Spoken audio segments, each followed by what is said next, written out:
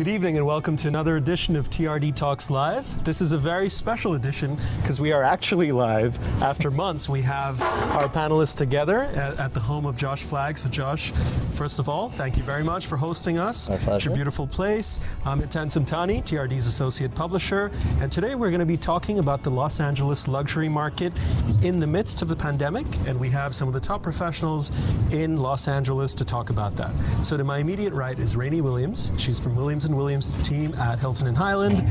We've got our host, Josh Flagg of Rodeo Realty, Stephen Shapiro of Westside Agency, and of course, Jade Mills from Coldwell Banker Global Luxury. Thank you so much for being here. It is a pleasure to actually have people in the flesh. And thank you. My pleasure. So let's just start with maybe when we talk to people initially, they say, this is a few weeks, we'll get through this, we'll go chill, we'll kind of sort out our lives, and then we'll come back strong. This is not a few weeks anymore. This is months and months that it's already been, and we don't quite know when we can get back to business as usual. So let's start just by understanding how you stayed motivated, how you stayed positive at this time. Let's start with Jade. So I feel that I'm really positive, and I think most of us who are successful are positive. So I think that we have tried to stay and keep our clients and everyone around us positive. Mm-hmm. I think it's been difficult sometimes because we've all known people who have been sick, and our hearts go out to them. But we have to keep going. We have to keep moving, and I think this has been a great time for us to kind of reset, go through our Rolodex, do things that we don't have time to do, and really ramp up, because now it's like somebody opened the door and everybody is rushing in. Everybody wants to buy now. Yeah, so there is something, this pent-up demand that we've been hearing about, it's actually a thing, Stephen? That's actually happening? Yeah, it is. Not at the prices that sellers are asking. That's right. But there's a demand for houses for sure. And what is that, like, what are we looking at? So there was this push in LA, and maybe we can argue how successful it was, but about vertical living, condominiums, on all of that, along with the classic, LA home.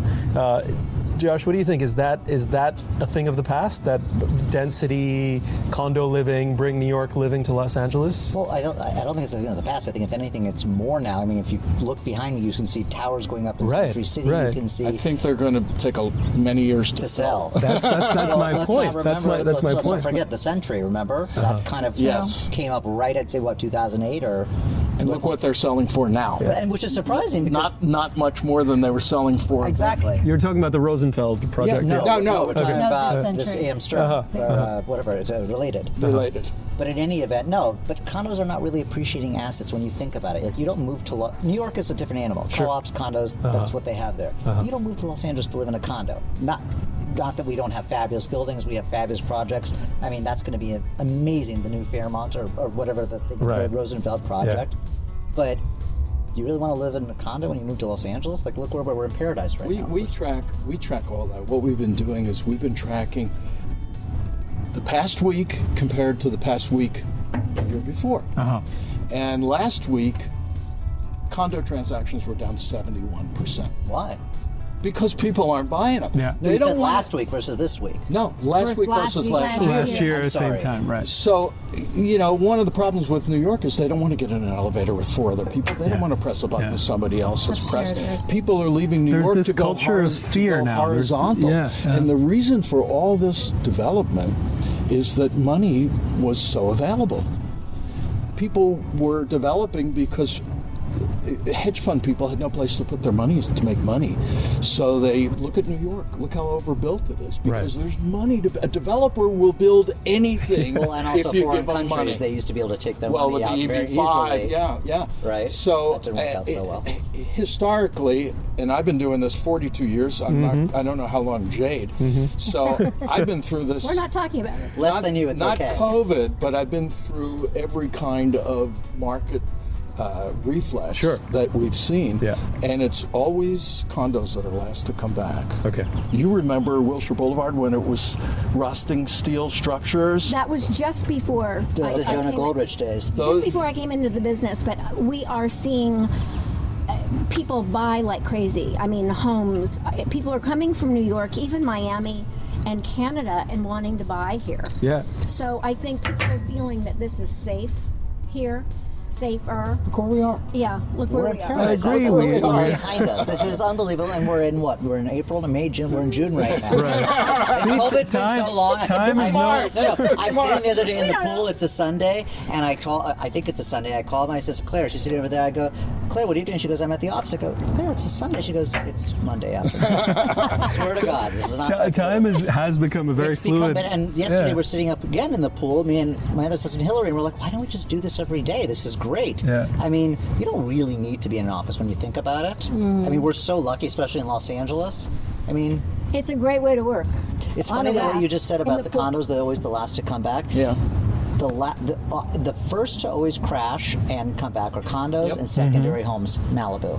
Beach homes. Well, not this year. This is different though. This Right is now, this is very Not different, now. and this I is think very different. I But think actually, no, the rents are crazy. But if Yeah. you still think about it, like something today came on for like 6.8 million on next to Carbon, you know, La Costa. La Costa. Oh yeah, I think that's a great deal to be right on the sand. I think we need to appreciate that this is slightly different, and I think Rayni, one of the homes you're dealing with is a good example of this. So you have a rental with that developer RD, who's Predator.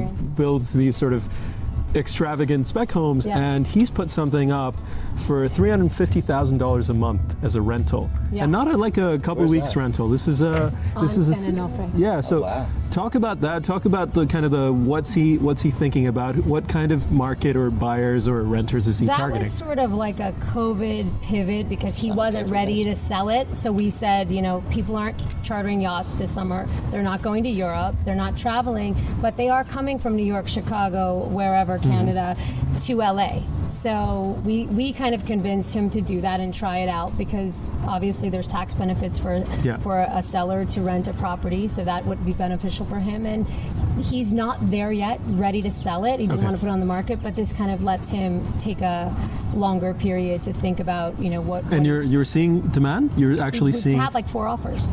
But he's being very discerning, and he's saying, do I want a 3-month lease? Do I want to? So he doesn't really want a 3-month lease. He'd rather do a 6-month lease. We've had a bunch of 1-month leases, which Yeah. he For doesn't tax really. purposes, they can't. That is 1031 happening it, quite a can bit. they? 3 months is nothing. It has to be a year and a day. Right. So So that's there's no why he point wants in- a long-term. Yeah, I wouldn't And rent he it for also 3 months wants and they screw somebody up your house. that isn't trying to bring all their family members Yeah. and stay. So this is really being marketed as like a getaway. You can't go to Cannes Yeah, it's or like a land wherever. yacht. Let's It's like your vacation for the summer, for Yeah. the year, whatever. I think a lot of New Yorkers are coming for the summer with the intention of maybe staying, but they all want to rent first. That's what I've found is But they that's all why are Malibu is so crazy sold right out now. Malibu can't even is find a sold house. out. You can't You- get Gone, anything. you gone, can't. gone. You can't. so let's I have one for the month of August. Just I have one left I always forget the name. Not Las Flores. So No, Josh, what do you? La Costa. Josh, you're saying you have one rental listing left? No, listen, I have one friend that will rent it, and I had somebody ready to take it, but at the last minute they're like, I'm not spending $180,000 on La Costa. That's literally what it was, $180, and guess what? He actually did get it. He leased it for 2 weeks for $60,000. 2 weeks for $60,000. I was like, what? As you tell Malibu, you have to have a 31-day rental in Malibu. You know what? on Malibu. I'm not involved because I didn't lease it to the For guy. those who are tuning in just now, you're with The Real Deal, TRD Talks Live. We're with some of LA's top brokers talking about the market and the changes since COVID. Stephen, let's zoom out a little bit. Knight Frank puts out their Global Wealth Report every year. This one must have come out in January, February, and they had, they sort of rank LA against the other alpha cities, New York, London, Miami, etc. Yes. Investment, lifestyle, many tiers. LA was 6th or 7th in sort of the running compared to some of these cities. What's your sort of unscientific take on where it could be now after all? There's going to be reversal because if you look at the cities above LA that on the Knight Frank chart, they're all high-rise cities. And you have Hong Kong above LA, which is the densest. Everyone, right. yeah, but with the political upheaval going on there, prices are going to go down and people are going to leave. They're not going to give And up their COVID. freedom. And COVID. So Los Angeles, because of the horizontal living and the incredible weather, I was surprised to see livability that Los Angeles was down in the 10 or 12. Maybe traffic? Well, traffic, but if you have to work and live in a big city, There's no place like Los Angeles. There's no snow.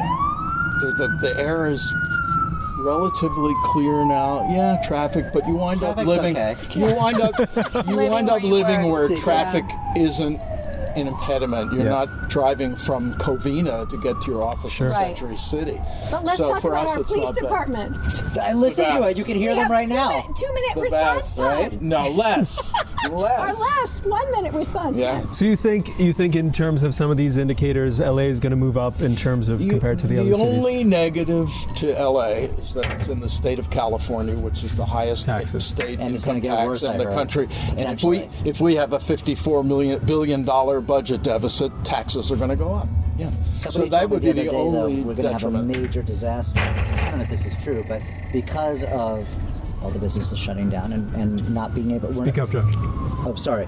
I was on the in front of Porta Villa the other day, and a guy that lives on my block was telling me that he's moving to Florida. I go, why are you moving to Florida? He goes, because there's no government bailout right now. All of these stores, these restaurants, whatnot, they're not paying. There's no income coming into the Right. state. Yeah. So he goes, I'm not paying 70% of income tax. I go, oh, I'm moving to Florida too.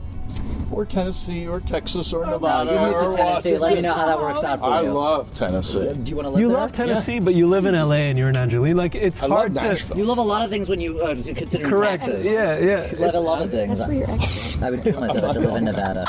Jade, what about? I want to get your take on the same thing as well in terms of desirability of Los Angeles or maybe Southern California. Where do you think there's going to be a big sort of long-term change after this? No. Okay. Everybody wants to live here. Every place you go, people say, oh my God, I love your weather. I love the city. I love you're so close to the beach. You're so close to skiing. We have everything. So no, I think people are going to stay here and love this. And we're just going to see more and more people coming in. I do agree that the taxes here have been a bit of a deterrent, but people forget that. And people want to live here and they will come back. Good quality of life. But the problem that I see with a lot of clients is they have family back where they came from. Yeah. And they want to live here, but their parents live there, the wife's parents live there, their kids are there. They just, it's harder to move here from far away. So that stops some people. Yeah, it is. It is kind of sort of isolated a little bit compared to some of these places, right? Product type. What is working right now in terms of? Have you seen a shift in demand, Rayni, in terms of what people are looking for, what buyers are looking for?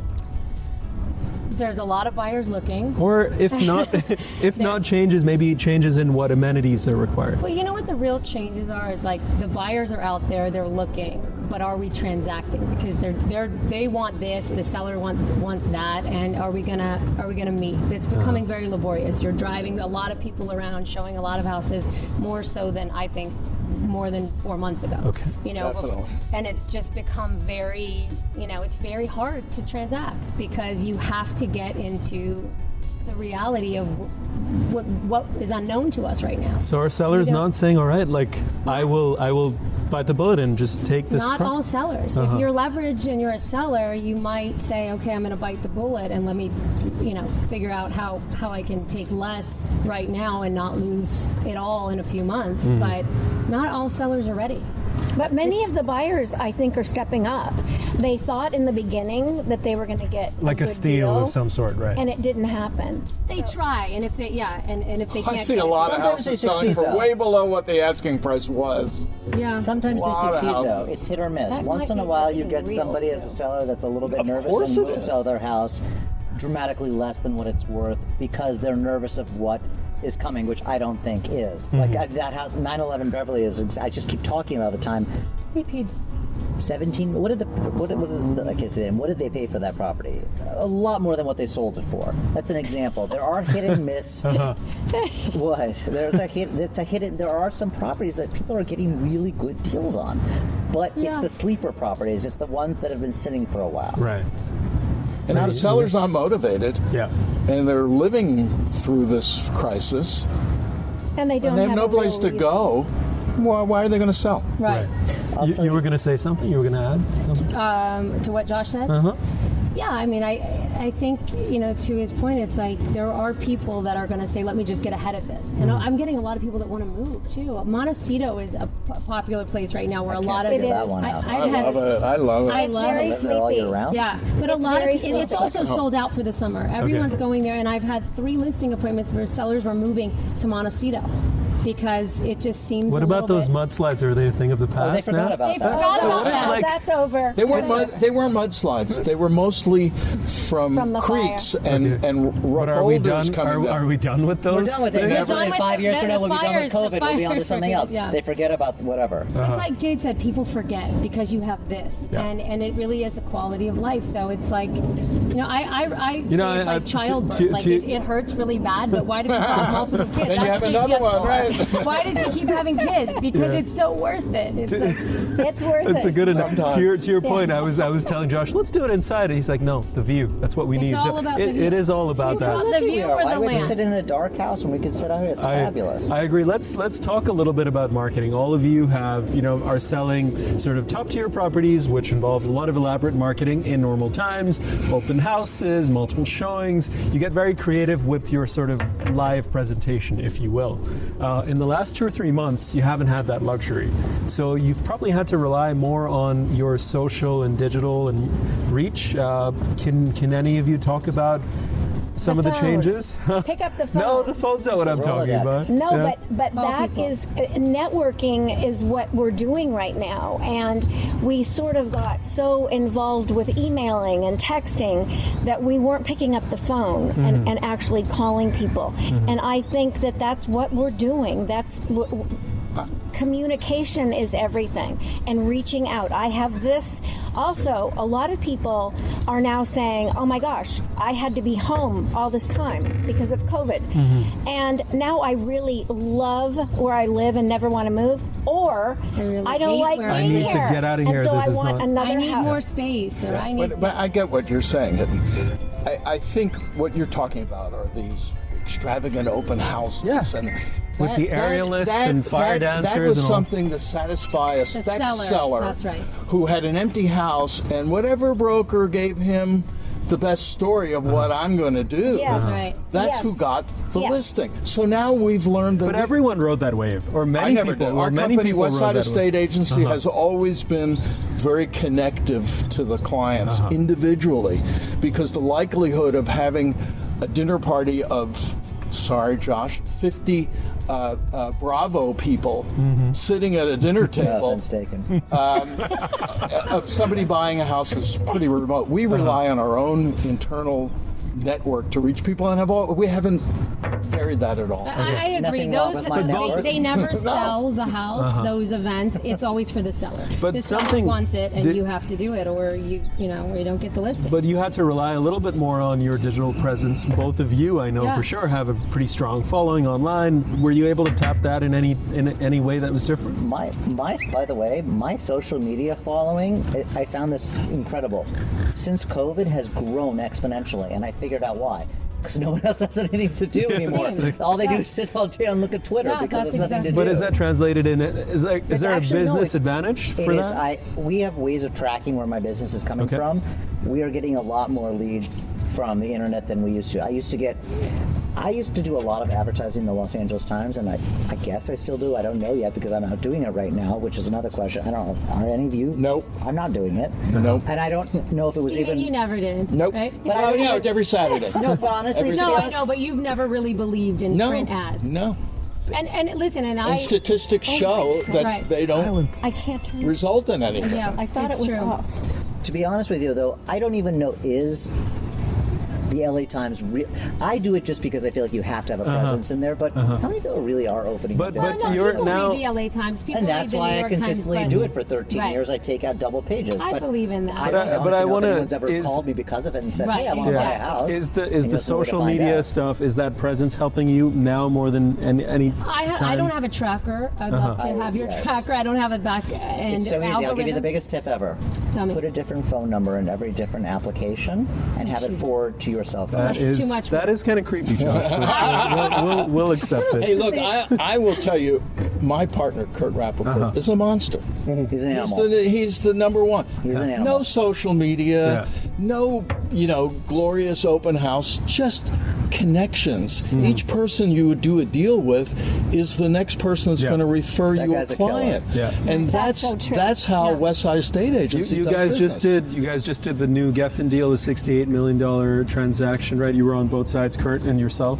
Yes. Am I So getting- say the reports. Right. I can Well, say yes. okay. So we don't need to talk specifically about that transaction, Yeah. but I do want to talk about the time we're in. Beyond COVID, we've seen quite a bit of social unrest the last couple of weeks, and it's growing. Los Angeles has seen a lot of protests. I wanted to see if any buyers have been hesitant on pulling the trigger, given what's going on, given that a lot of you deal in that sort of price range that is going to attract media attention. So in the midst of all this, do I really want to go and spend or get the news out there that I bought this house?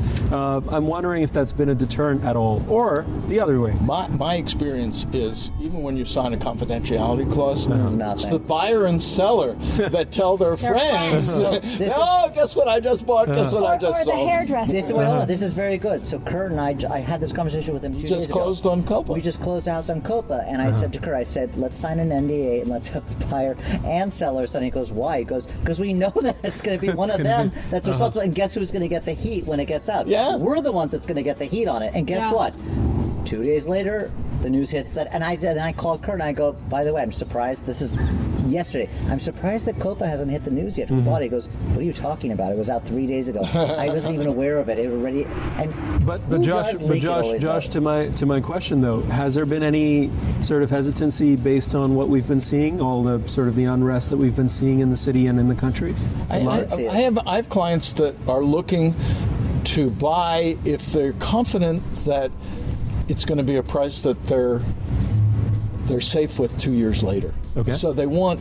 I mean, I can go through a list of 909 Bedford started out at 38.5, sells for 23. So whoever bought that Feels felt good. 23. I Kylie made. Jenner feels good. Okay. I I made a good deal. That was a great deal. So I think if they think they made a deal that's going to stand the test of COVID, then they're comfortable. But nothing buying. about the perception to do with all these protests and all that stuff. The first week of COVID, we actually had a showing at Stevens at the house we were just talking about. I think was the best house. The Foothill Estate I we're think talking? For me, Foothill was the best house on the market. It was one of Wasn't it? it was one of the best houses, and we really wanted to sell that. Okay. I mean, we really tried, and the first week of COVID, there's a family living there, and we're like, can we please? We had another crazy family that wanted to come and see it, and they're like, please, we'll wear masks, we'll do the whole thing. And I was like, Brandon, that's all you. I'm not leaving the house the first week, and they did. They went and saw it. Give me a referral fee. I would have shown it for you. But you know Brandon what I couldn't think breathe through the funny thing- mask, though. He was having problems breathing through the mask. The funny thing Go ahead. is, I think that when COVID hit,